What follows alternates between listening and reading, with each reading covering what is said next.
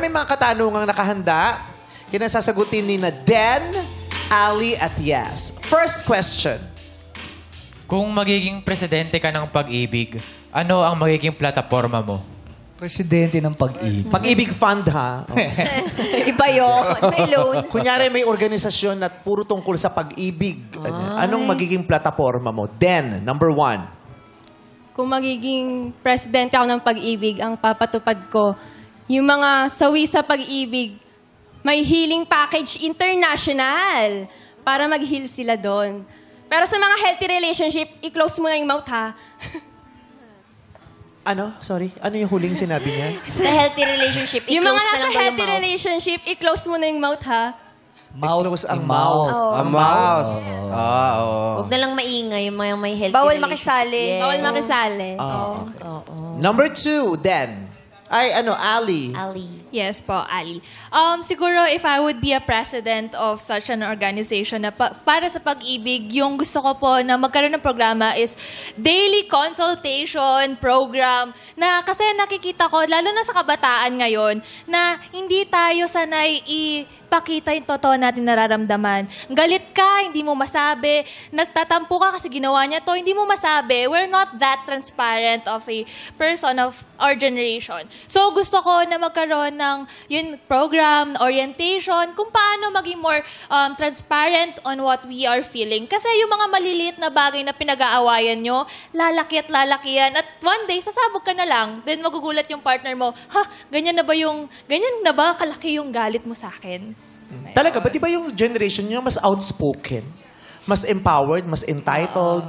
Opo, Mas matapang kayo? Yes po, parang we're entitled especially sa mga pinaglalaban. Pero kasi in terms of relationship, in terms of the things na we feel, yung mga sensitive na, yung personal, we're not that transparent po. Ako personally, super prangka po akong tao. Hindi mo bagay damit mo, sasabihin ko sa'yo. Pero in terms of, in terms po sa feelings, ganon, hindi po ako super ma-vocal. Okay. Yes. Hello po. So, if I will be the president of love po, I will announce this plan, no discrimination in love. Kasi po, I believe there's no discrimination in love, but the one who's outside of it is the one who's discriminating it po.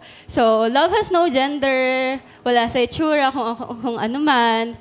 And also, if you don't have nice thing to say to someone, don't bother saying it. Everyone is struggling on their own. You don't have to add burden on it. Yes po. Taray ng mga palay niya. Kapipirma lang ng slam book na ito. Nakasulat na. Fern, kailangan magbigay ng green flag. Magaganda yung sagot nilang tatlo. Kanino dun yung tumama sa'yo? Para sa akin, green flag po yung number 2. Number 2! Yung may free consultation, maganda yun, ha? Si Ali. Parang very timely and relevant po, especially sa generation namin ngayon. Correct. Maganda yung pa-free consultation sa mga naguguluhan. So may green flag ka na agad-agad, Ali. So, Ange, approved ba sa'yo yung pinili ni Fern? Maganda naman po lahat ng sagot nila, pero for me, pinaka nagustuhan ko si Searchy number 3. Si Yas. Oo. Naku, sayang, pero nakapili na si Fern. Malay mo sa susunod, magtugma kayong dalawa. Anong next question mo? Kapag ikaw ang give up sa mga priorities, ibig sabihin ba nun hindi ka na mahal? Ay. Kasi sa Based from relationship nila, di ba, may ACADS si Ange, scholar, honor student, Student council officer, tapos may love life. Nung nagsabay-sabay yung tatlo, ang give up niya yung love life. Ibig sabihin ba nun, hindi niya mahal si Fern? Simulan natin kay Yas. Fern, naniniwala ako na if the person truly loves you, they'll never let you go whatever the situation is. Kasi, Fern, if you will choose me, yes, I'll always be your number 1 supporter. If you need time, go on, take your time as long as you need.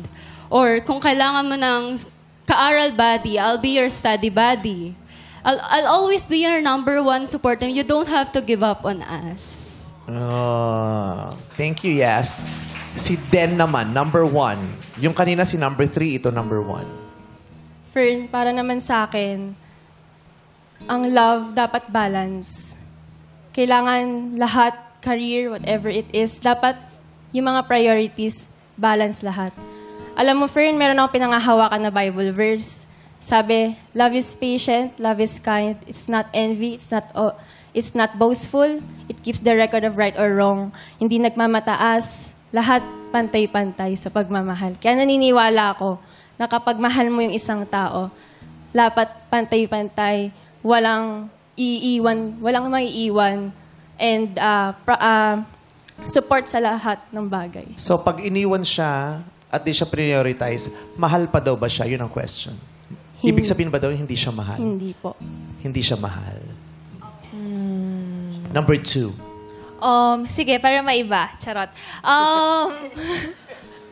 Siguro, for me, para sa akin, mahal mo pa rin kahit iniwan mo. It is just na you prioritized yourself or your priorities. Kasi personally, if papapiliin ako ng jowa ko, kung siya o yung priority ko, yung pamilya ko, I would always choose my priorities, which is to provide a better life for my family. Kasi parang, yun na nga lang yung pangarap ko, tas papapiliin mo pa ba ako? Kaya I would always trust yung mahal ko na baka minahal niya lang ako, pero mas mahal niya lang yung priorities niya. So, mahal pero hindi lang pinakamahal. Okay. So, yun ang mga sagot nila, Fern. Tingnan muna natin, tanungin muna natin yung ex mo na si Ange. Kung siya ang tatanungin, sino ang gustuhin mo sanang piliin ni Fern? Ako po, searchy number 2 ulit. Kasi naniniwala ako sa sinabi niya na hindi naman porket nilet go mo yung tao, hindi mo na mahal. It's just that marami pang ibang bagay na kailangan mong i-prioritize. And hindi lang naman dun kasi na may measure yung pagmamahal. So tama po yung mahal mo, pero siguro at that time, hindi yun yung pinakamahal. Oh, dinedefend niya yung sarili niya. True! Pero ano ang pinaniniwalaan mo, Fern? Yung sinabi ni 3, ni 2, or ni 1? Number 2 po. Number 2. Yung number 2. Si Ali. Okay! Si Ali pa rin ang pinili niya. So, nakadalawa ng green flag si Ali. Tapos na ang ating paghahanap. Yes, congrats, Ali! Ngayon na muna, Fern, eto muna ang mga searchy na hindi mo napili. Searchy number 1, magpakilala ka na.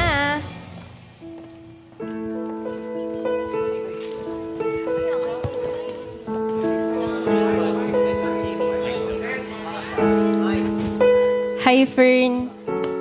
Nice to meet you. Sana kaya ni Ali magka-get together and magkasundo sa lahat ng bagay. And alagaan mo siya.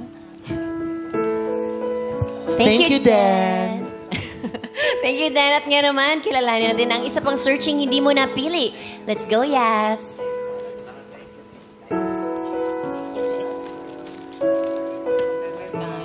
Hi, Fern. I'm Yas. So, mabait yan si Ali. Kasama namin yan sa kulitan kanina sa likod. Ayun, sana makalimutan mo na yung totga mo. Bye. Salamat, Yas. Fern, may message siya sa'yo ang ex mong si Ange. Pakinggan natin.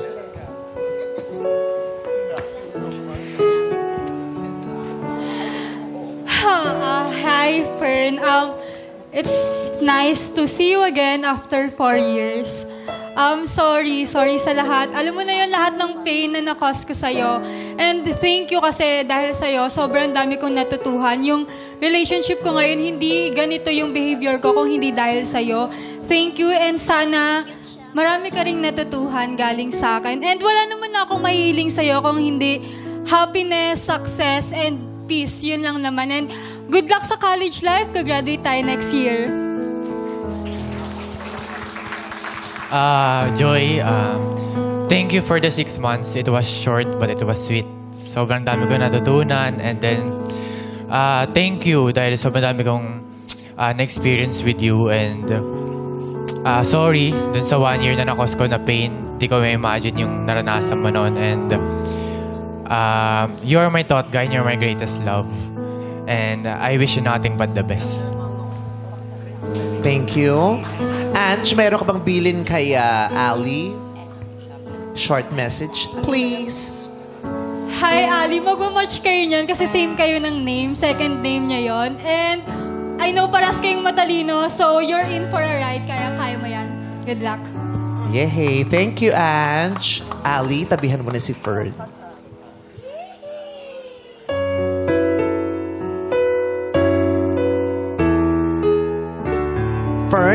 Meet Ali.